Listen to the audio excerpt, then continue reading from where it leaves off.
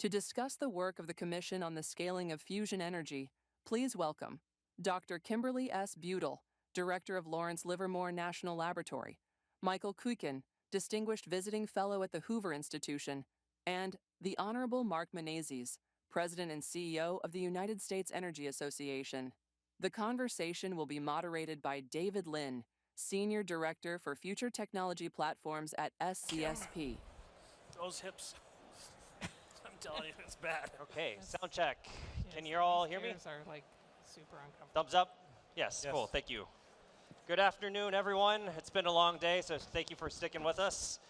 Just to set the scene here, back in September last year, the SCSP launched the Commission for the Scaling of Fusion Energy, which has engaged over the past 6-7 months leaders across academia, government, and industry to develop a comprehensive national strategy on how to scale fusion energy once it commercializes.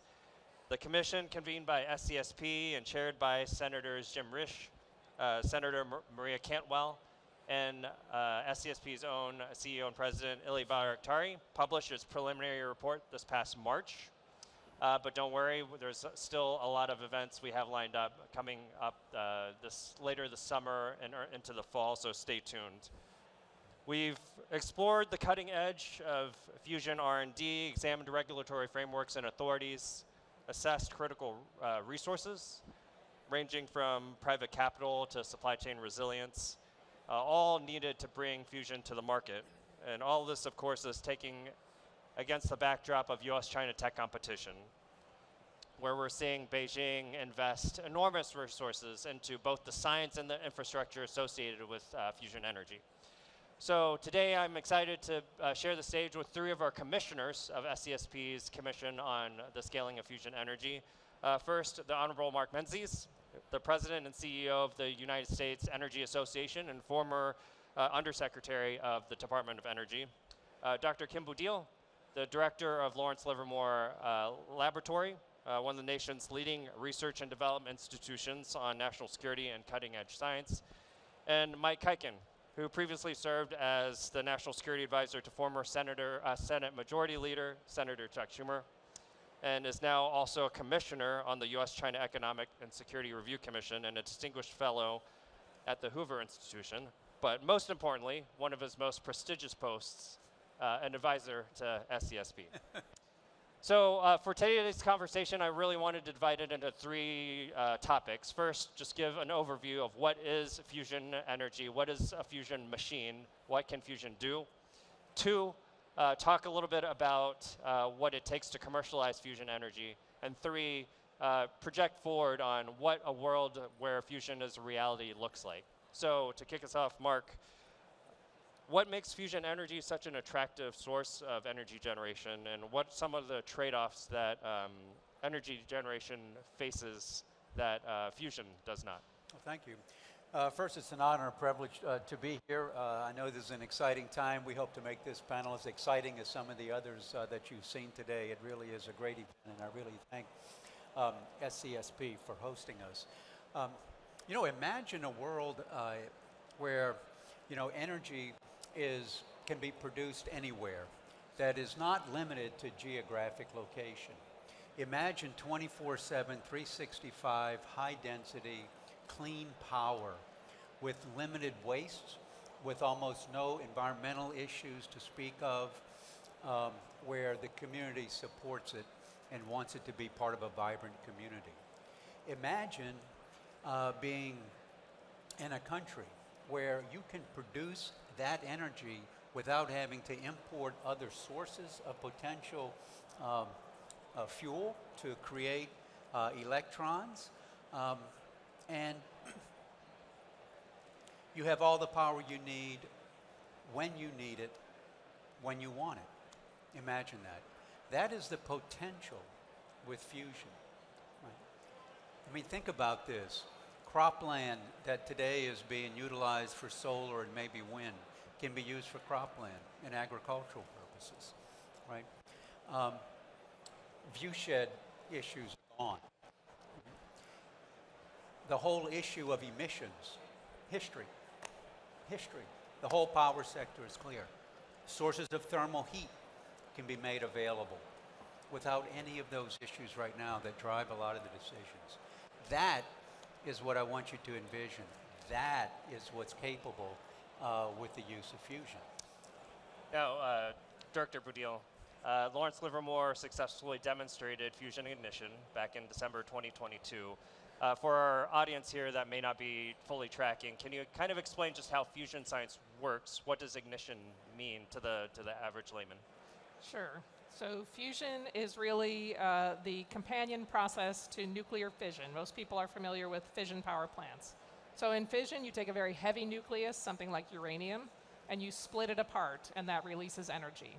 And so the process there is to control that reaction and harness that energy to produce power. In fusion, you take two small molecules, two small isotopes of hydrogen, tritium and deuterium, and squeeze them together until they fuse together, and then they release about 3 to 4 times more energy than you get in a fission reaction. So fusion is like fission in that it's a very energy-dense energy source, as Mark said, but it is a much safer process. It's very hard to turn fusion on. It's very easy to turn it off. And it's something we're all very familiar with. So fusion is the process that powers the sun.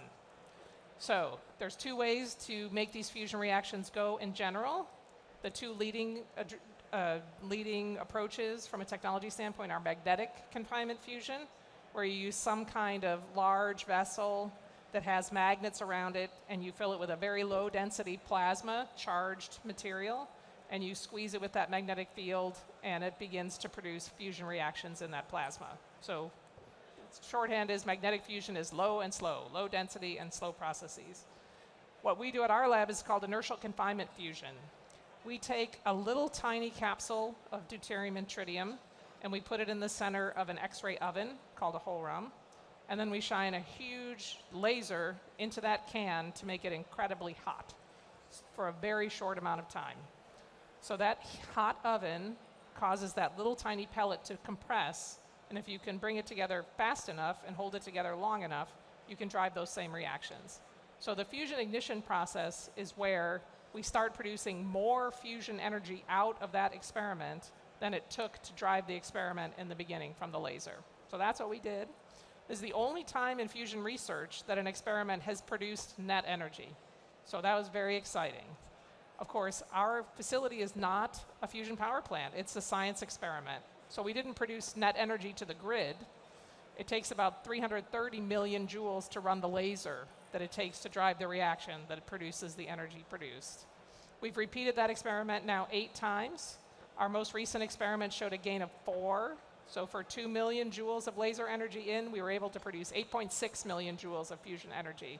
So this is a critical proof of concept that you could scale this process to something that could be used in a fusion power plant. So really an important part of making this fusion future a reality. Now, a quick follow-up. Could you also describe to the audience what the National Ignition Facility looks like, the size and scale that we're talking about? I thought you would never ask, David. So the National Ignition Facility is the world's largest, most energetic laser. The facility itself is the size of 3 football fields in extent, and it's 10 stories tall at its tallest point. So inside that building, we have 192 individual laser beams, each one carrying a few million joules of laser energy. So when that laser fires, for a billionth of a second, it produces about 500 times more power than the entire generating capacity of the US grid. So think about that for a minute. Your lights don't dim because it's only a billionth of a second, but it really is amazing. We then split those beams, 96 go up, 96 go down, and then we focus them into a giant target chamber. It's about 30 feet in diameter. And at the center of that chamber, we suspend this very small gold cylinder, the hohlraum X-ray oven, and we focus all that energy into that tiny little can. That's how you get this very high energy density. So when that ignition capsule goes off, it is as bright for the 8.6 megajoule experiment. The total radiance produced from that one experiment is the same as the entire solar radiance that hits the Earth at any given moment. So again, it's very small, it happens very fast, it only lasts for a very short amount of time, but the amount of energy produced for that brief amount of time is just spectacular. Now, Mike, let's zoom out a little bit and help us put this all in context of the geopolitical tech competition. Who's ahead, who's behind, what countries are working on fusion energy beyond the US? China is obvious, one of the answers, but help us better understand this in the context of tech competition. Thank you, David. Thanks for having us. I always try to think about these things in a way where you can tell a story so people can sort of imagine it. When I was in Leader Schumer's office, I had this opportunity to visit 3 places, 2 of which are acronyms, and one has the coolest name in science. One is the NIF, which Kim just talked about. The other one is the HEAF. I'll let you all Google that afterwards. And the last one is the Z Machine, which is definitely the coolest name from a branding perspective. These are gigantic government projects that were taken on by the US government over the past few decades. And they are incredibly cool facilities. If you Google the Z Machine, one of the best pictures on the internet shows up almost immediately every single time. And I tell this story because in any sort of science and technology competition, there's sort of a role for government and a role for the private sector.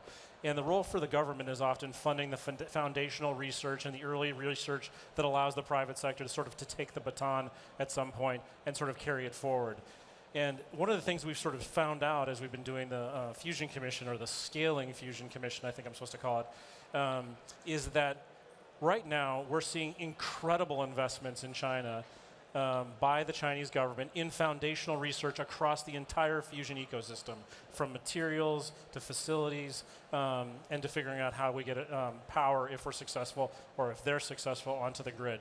So in terms of the state of the competition, right now we're seeing sort of flat funding for the US government, and we're seeing incredible investments by the Chinese government. So if you take the trend line and sort of where things are today, and you assume this is a race, and it's not a race like a 400-meter track, it's a race sort of without an end, and it's sort of ongoing, the trend line is not in our favor.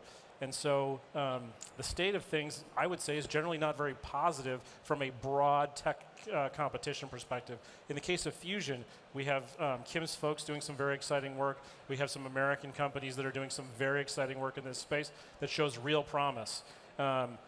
There's technology in the case of some of these companies in the US where the baton has been passed. But there's also foundational work that still needs to go on, and these investments are made at important places like Lawrence Livermore and some of the other national labs. But this is a conversation that we need to sort of focus attention on, and one of the big recommendations that we made in September was March. That there needs, say it again? March.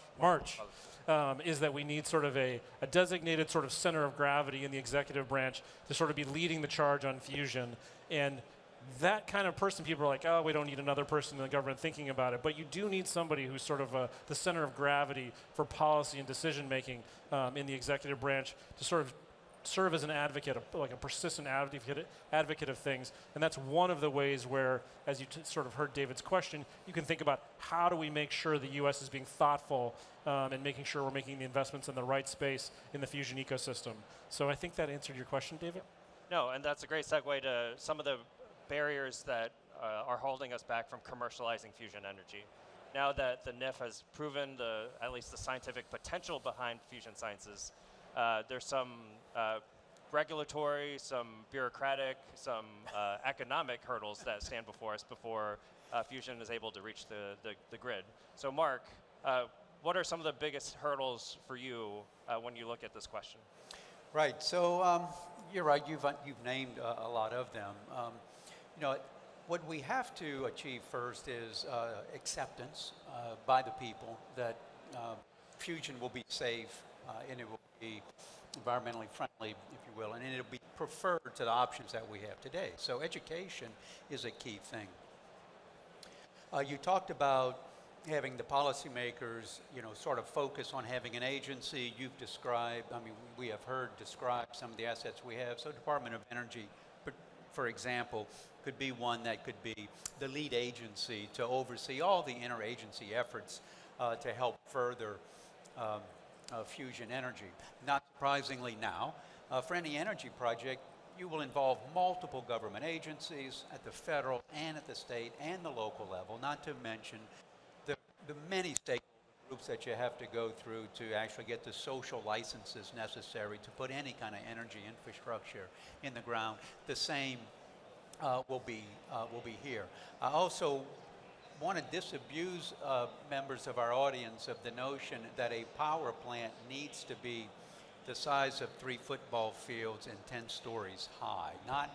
The power plants won't have to be of the scale of NIF or even but so think in terms of, the size of a regular generation plant. I mean, they can have different sizes, but these can be, located really in any state, almost anywhere. So keep that in mind. We're really talking about, we're scaling up the effort to bring fusion into reality. We're not scaling up the size of a fusion plant. So I want you to, know that. Now, hurdles. So at every level, federal, state, and local, you will have to go through the process.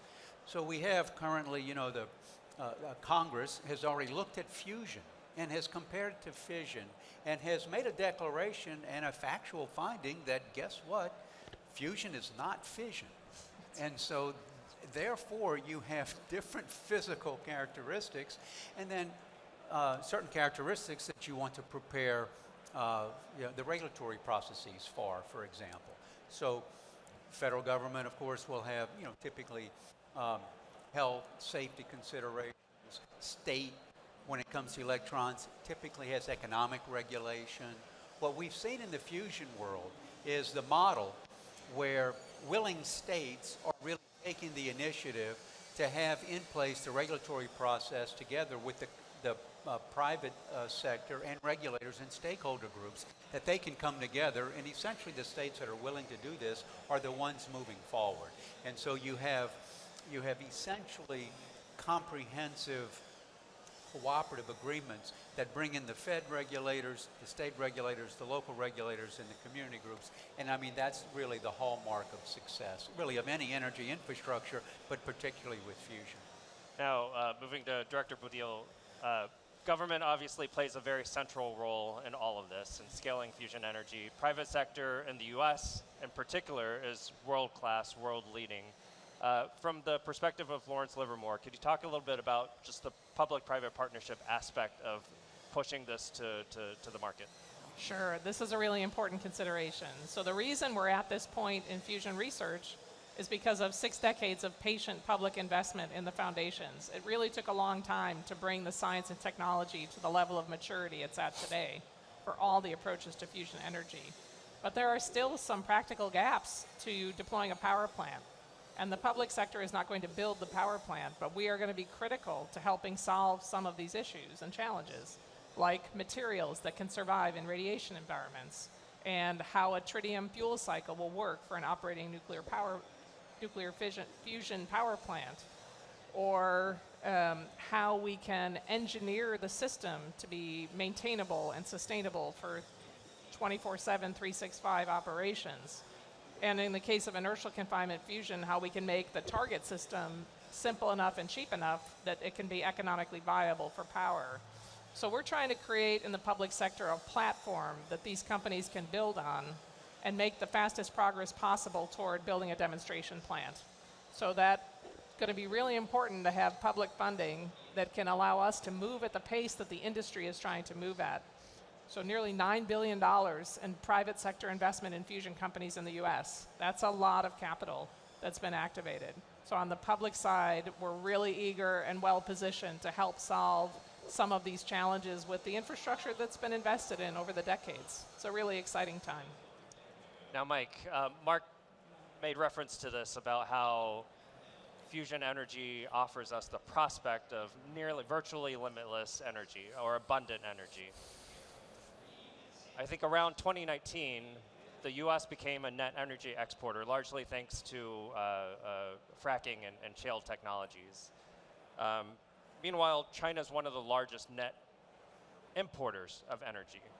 So how could fusion impact global power dynamics, or just change the overall structure of energy markets? And how does that ripple effect echo through geopolitics writ large? Listen, I think that the way I would think about this is from an innovation, sort of a science and technology perspective, which is we're seeing China pursuing all of the above approach, whether it's fusion, whether it's coal, or whether it's any other sort of power source. And we should be doing the same as we think about this, and we should be making strategic investments in areas like fusion to make sure it's thoughtful. In terms of what impact it's going to have on the energy market, I think the answer is too soon to tell. It may have a dramatic effect. It may have an incremental effect. A lot of the sort of science that is required to get power onto the grid and the sort of solution piece of that needs some work still. That work needs to get done. We'd like for it to happen here. I think it needs to happen here. And that allows us to sort of write the rules of the road about what impact it may have in the global market. So simple answer, too soon to tell, but we do need to be thoughtful about how we're making investments in this space, how we're posturing with respect to partners and allies so that they're able to adopt technologies that the United States is developing or that they're developing, vice being sort of forced into a situation where they're adopting Chinese technologies. But anyway, that's sort of how I would think about it, David. No, sure. Working kind of back down the line, Director Budil, we're at the AI Plus Expo. Can you talk a little bit about the convergence of AI and fusion and AI, and what that relationship looks like? Sure. It's impacting, AI is impacting the fusion ecosystem in numerous ways. Most obvious one is it's accelerating the pace of progress in the research that we're doing. So we can use AI-driven material discovery, for example, to find good candidate materials to work in a fusion power plant. We've used it in our fusion research to make our modeling and simulation tools much better, much faster. We take lots and lots of data on these experiments. When people look through that data, they might distill it down to a few numbers that then we try to learn from. With AI tools, we can ingest all that data and begin to look for more patterns, more information, more knowledge to be gleaned from those big data sets. So on the science front, it's changing many things. In terms of operating experimental facilities, it's also changing how we think about that, because now you can do experiments at very rapid pace with an AI engine driving the system, and the AI can analyze the data and make decisions about what the next experiment should look like on the fly. So our ability to generate data is going to be very different. And I think the third way is how we think about design and production of technology. With new tools like additive manufacturing, new materials, we can design and build things that we could not even conceive of a decade ago. So using that new toolkit and design optimization loops, we can start to think differently about the balance of plant and how we integrate these systems together. So it's just an incredibly exciting time. The operating controls, the fusion science and technology, and the data generation are all changing at a really high rate. Great. David, you mind if I pile on there? Please. The one, when I left Senator Schumer's office, one of the things I asked ChatGPT randomly one day was, who is the biggest holder of data in the world? Hopefully, if you guys even asked any of this question right now, it'll come back with the same answer, which is the United States government is the biggest holder of data. And so as I always think about this, just listening to Kim sort of reinforces this, is there's sort of old data and there's new data. And there is an incredible amount of old data, and I don't mean it in a bad way, I just mean it's legacy data that the US government has in treasure troves all over the government, whether it's the National Weather Service or NIST or the Department of Energy, the national labs or beyond. And we really don't have sort of an enterprise-wide approach to data. And so Kim already mentioned some of the sort of acceleration that we're seeing. If we start thinking about data in sort of a more enterprise way, whether it's across departments or departments or agencies, I think there's real opportunity to further accelerate some of the gains that we're seeing. But there's no sort of idea to do this right now in the US government. I think it's an area where if the government were to say, like, we're going all in on an enterprise-wide approach on data, you may see a real fast acceleration of sort of AI adoption across the executive branch, but also in the research and development community, accelerating research in some key areas where we have good and effective data. Yeah, no, it's important, and the AI companies are very interested in all that data too, because they don't have access to the science and technology that we do day in and day out. So it's a really virtuous cycle of different kinds of public-private partnerships that is going to really change the way we think about science and do science over the next decade or two. Now, in the remaining minutes, let's fast forward to the future and imagine a world where fusion exists, where fusion energy is ubiquitous. Because as we know, fusion shouldn't just be the ends, it's only a means of power generation to enable other kinds of things, right? So fast forward 20 years in the future, it's the year 2045. Fusion energy is all around us. What vexing tech problems, currently bottlenecked by inefficient energy use or uneconomic energy use, does abundant energy solve or could solve for us? So one example could be desalinization. Desalinization, incredibly energy intensive, but salt water is the most abundant water source on the earth. It covers, what, 3/4 of the earth or something along those lines. You could use fusion energy to create fresh water, and that could change a whole lot of things. What are some of the script changers that a fusion energy world could bring us? I'll free for all. Who wants to go first? Mark. You know, I sort of described the world where we had abundant fusion. I was speaking really in terms of the energy sector and the creation of electrons. You know, fusion can be a thermal source, just a heat. So imagine any industrial process that you have, any industrial process that uses the internal combustion engine today. Imagine it being eliminated and the place being taken by a new thermal source of heat. And that could be fusion, right? So now, it's 20 years that time. But so think in terms, I tend to think in the power sector, but it's not limited to the power sector, right? So industrial, commercial use, really think about it in that way. So that's what we're talking about, harnessing. And I just wanted to add something here from what my panelists were talking about. You know, that access to data and the generation of data and the use of AI to go through that data, fusion right now has significant capital, private capital following it. Think about private capital enabling these pilot projects that can go forward in the enormity of data that it can be made. And instead of, the quip has always been, we're always 30 years away, you know, from fusion energy. Imagine deploying AI to lop 10 years off of that process and then to speed it up.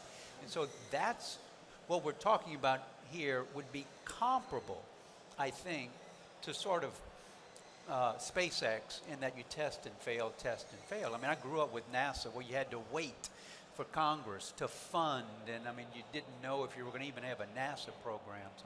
So anyway, but imagine the consequence of that funding. David? Oh, Mike, please.